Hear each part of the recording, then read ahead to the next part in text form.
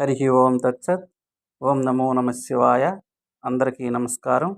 ఈరోజు తిరువణామలైలోని అఖండ జ్యోతి, దాని ప్రత్యేకత, దాని విశిష్టత గురించి తెలుపగోరుచున్నాను.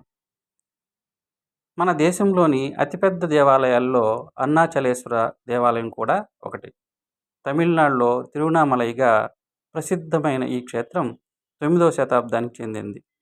కైలాసనాథుడైన పరమేశ్వరుడు అగ్నిలింగంగా, పరమేశ్వరి అయిన పార్వతీదేవి అపీత కుచాంబగా ఈ దేవాలయంలో ఆరాధనలు అందుకుంటూ ఉంటారు. అలాగే విఘ్నేశ్వర, సుబ్రహ్మణ్య స్వామి వాళ్ళు కూడా ఈ దేవాలయంలో భక్తులను అనుగ్రహిస్తూ ఉంటారు. కార్తీక మాసంలో అరుణాచలేశ్వరుడికి వైభవంగా బ్రహ్మోత్సవాలు నిర్వహించడం అక్కడి వారి ఆనవాయితీ.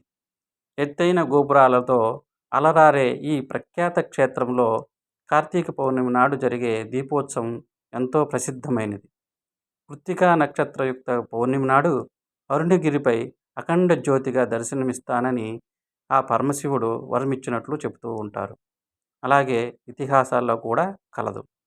కార్తీక పౌర్ణమి నాటి సాయంత్రం శివుడికి ప్రతిరూపంగా ఆ కొండ శిఖరంపై జ్యోతిని వెలిగిస్తారు. భగవాన్ రమణ మహర్షి ఈ అరుణాచలేశ్వరుడికి ఆకర్షితులై ఈ తీర్థాన్ని తన సాధనా స్థలిగా చేసుకున్నారు. ఈ క్షేత్ర సమీపంలోనే తపోధనుడై పరమగురువుగా భాషిస్తూ ఉంటారు. అరుణగిరిని సాక్షాత్ పరమశివుడిగా విశ్వసిస్తూ భక్తజనం ప్రదక్షిణ చేయటం అనాదిగా వస్తున్న ఆచారం. హరి ఓం తత్సత్.